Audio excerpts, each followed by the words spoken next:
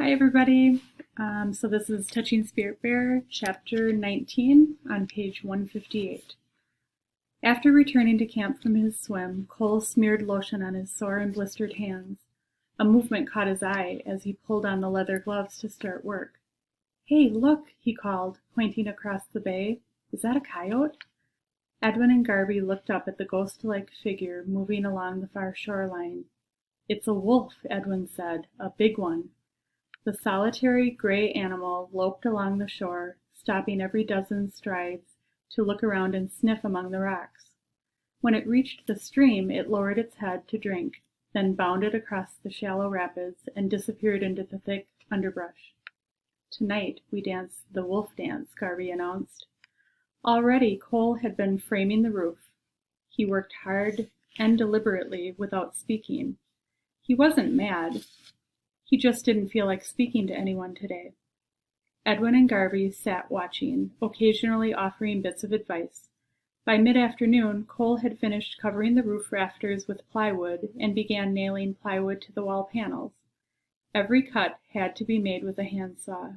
The rain made the wood slippery and the ground muddy. In the late afternoon, Cole rolled black tar paper over the roof and tacked it down. Now the cabin was ready for galvanizing roofing sheets. As he struggled to lift the awkward sheets onto the roof, wind caught them. One sheet bent in half. Edwin and Garby refused to help, even though Cole cast a few hard glances their way. Finally, darkness fell across the bay, and Cole quit work. "Next year, every trace of your existence here will be removed from the island," Edwin said. "Taking this structure back down will be your last chore before leaving." "I'll just burn it," Cole grumped as he headed toward the tent. "I've had practice with that." "Where are you going?" asked Garby. "I'm hitting the sack." "Not so fast, champ. We're hungry, and you still haven't danced the wolf dance." "I'm dog-tired, and I'm not your slave. There's cold cereal over there if you want some." Cole crawled into the green canvas tent. "Have a good sleep," called Garby. "Tomorrow we tear down the shelter and head back to Minneapolis." Cole poked his head back out the tent flap. "What are you talking about?" "You're finished here," said Garby, his voice hard and absolute. "There's not enough room on this island for both you and your attitude." Cole's thoughts raced. Garby must be bluffing. But what if he wasn't? Nothing was worth that gamble. Cole stumbled from the tent. Okay, I'll fix you some supper." "It's not about supper," said Garby. "It's about the chip on your shoulder. You still think life is a free ride. You're still blaming the world for everything and looking for the easiest way to get by. It's only been 2 days, and already you've got your attitude back." I'm sorry," Cole stammered. "I didn't mean it." "Don't apologize to us," Garby said. "Apologize to yourself. It's your life you're betraying, not ours." Cole crossed from the tent to the fire and fed wood quickly onto the flames. Not a word was spoken as he prepared instant chicken casserole mix for Edwin and Garby. He made extra effort to serve the food up nicely, but inside he didn't feel much like celebrating. He felt frustrated and desperate. Edwin and Garby ate in silence. "I said I was sorry," Cole said. "You also said that you had changed," answered Edwin. "Please don't take me back," Cole's voice wavered. "I promise. I'll try harder. I'll do anything you ask." Edwin stood and faced Cole across the fire. "It's time to cut losses and send you home." "I didn't mean what I just said. Edwin held up his hand. "Stop your mindless talking. Your words insult me. They're just noise in the air. They don't mean anything. Tomorrow morning, I want you to get up alone and soak. Then I want you to carry your ancestors and roll your anger away. When you return to camp, we'll see what you've learned." Edwin turned and headed for the tent. Garby followed. "Hey, aren't we going to dance the wolf dance?" Cole asked as he strung the coolers up in the tree away from the bears. "We're going to bed," said Garby. "You're the one who spotted the wolf. Do whatever you want. That's your usual program." Cole watched as the men entered the tent, leaving him alone. The rain had let up, but a lonely breeze flapped the tent awning and chilled the night air. Cole was bone weary as he walked to the water to clean dishes. The tide was letting out, and he tripped, skinning his shin on the rocks.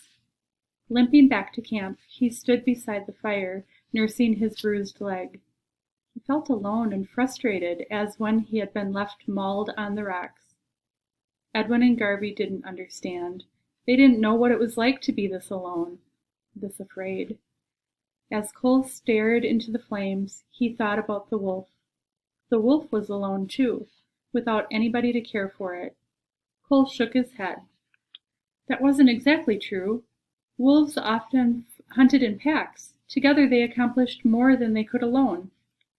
As Cole stared into the flames, he found himself crouching like a wolf. Slowly he inched forward around the flames, his head hung low as if prowling. Gradually he circled faster, pretending to run with the pack in pursuit of a wounded moose. He felt the power of the pack working together.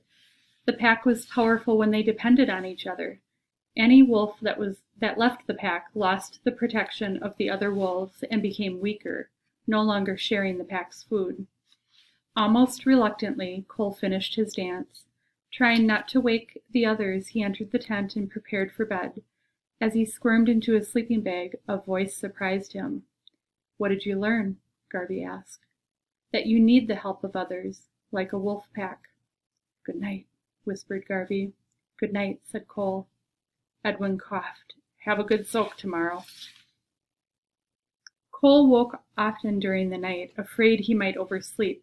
He kept lifting the tent flap and peering out. When it seemed the night would last forever, the blackness finally softened into a dull gray. Cole could see the point of rocks at the opening of the bay. He dragged himself out of his bag. It was time to get to the pond. The rain had let up, so he rolled his clothes into a bundle and crawled outside the tent to dress. Even without the rain, the air had a brisk edge to it. Cole couldn't believe he was getting up this early to go sit in a freezing river. Maybe the jail cell wouldn't be so bad. As he headed out from camp, he wondered if Edwin and Garvey had been serious about returning him to Minneapolis. He kicked a small rock in the water. Cole reached the stream and splashed along the bank toward the pond. Under his arm he carried a towel. He was so lost in his thoughts, a low-hanging branch smacked him hard in the forehead. He bent over, grimacing, momentarily dazed. Then he continued. When he reached the pond, Cole hesitated. It would be easy not to soak or carry the rock. All he needed to do was make up a good story before returning to camp. But something told Cole that Edwin and Garvey couldn't be lied to this morning. Immediately he stripped and waded into the icy water. The pool didn't seem quite so cold as the first morning they had come, but it still took his breath away as he crouched and lowered himself in. He held his breath and breaststroked over to the rocky bench. Hugging his arms tightly to his chest, he sat shivering and looking around at the water, the trees, and the dawn sky. His whole body was peppered with goosebumps. He wondered how long he could stay in the pool. Edwin sat calmly, as if sitting in a warm bathtub. Cole tried closing his eyes. Maybe it would help to concentrate on something else.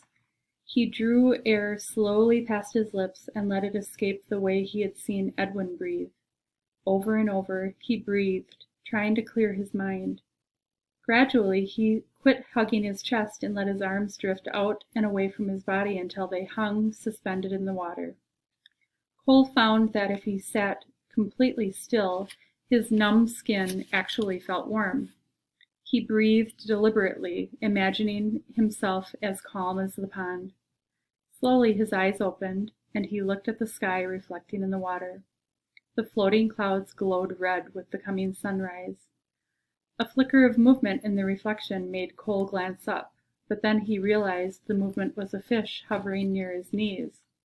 Holding his breath, Cole watched the silver fish. He wondered how the trout would taste for breakfast. At the same instant, he thought of eating the fish. It moved off and disappeared. Cole released his breath. Had he moved? Was that what scared the fish? Or had his thoughts exposed his presence? Surely the fish couldn't sense his thoughts. When Cole breathed again, he noticed that his breath had cooled as if he were sucking on a menthol cough drop. He also noticed that in the water, his joints didn't ache, nor did he feel pain in his blistered hands. His few thoughts seemed distant from his body. The cold water somehow suspended his whole existence. When Cole finally left the pond, it was not because he had gotten too cold or impatient, but because he had finished his soak. He drifted forward in the water until he could breaststroke gently, barely rippling the calm surface. On shore, Cole towel-dried. He felt he had discovered something, but wasn't sure what.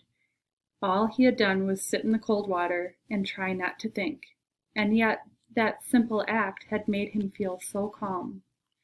After dressing, Cole walked to where Edwin's ancestor rock had stopped when it rolled down the slope the day before. He moved stiffly from being so cold, but his joints didn't ache as they had when he crawled from the tent early that morning. He paused before lifting the rock and slowly stretched his body, touching his toes, reaching for the sky, twisting at the waist and leaning backward. All the while he kept breathing deeply. The deep breaths seemed to slow down his thoughts and make him calm. Cole wondered how Edwin had discovered this. Cole kept stretching, then he lifted the rock and started up the hill. He neither rushed nor dawdled. He moved deliberately, trying not to look ahead at how far he had left to go. Instead, he tried to imagine each step as a day in his life. Whenever he stumbled, he imagined a day in his life when he had stumbled. There had been plenty of those days. But when he stopped to catch his breath, he looked back and saw how far he had come. He had come a long way since smashing Peter's head on the sidewalk. That seemed like another lifetime now. Cole wondered if the consequences of that moment would ever disappear. Cole grimaced as he looked at the rock in his arms. He didn't want to spend his life in a jail cell. He hugged the rock tightly to his chest. What a fool he had been. Things could be different. At the top of the hill, Cole lowered the rock gently to the ground and stood without pushing it. He couldn't stop wondering why he had been born and thinking about all the twisted events that had brought him to this moment. It seemed a bizarre dream to be standing alone on this rocky hillside in Alaska with a round stone at his feet, his mind filled with thoughts so totally different from anything he'd known running around the streets back in Minneapolis. He felt like a new and a different person. Slowly, Cole let go of his ancestors and allowed the stone to become his anger. He knew that he had to quit blaming others, including his father, for his problems. As long as the blame still existed, so would his anger. He had to let go, the same way he let go of this rock. With that thought, Cole sank to his knees and placed both hands against the rock. With a grunt, he shoved it down the slope. As the rock tumbled faster and faster, Cole felt his body growing lighter, and when the rock smashed to a stop at the bottom, he felt as if he could fly. Now it was time to go back to camp and talk to Garvey and Edwin. Cole started down, looking ahead toward the pond. A movement caught his attention, and he spotted a large white shape disappearing into the tall trees below.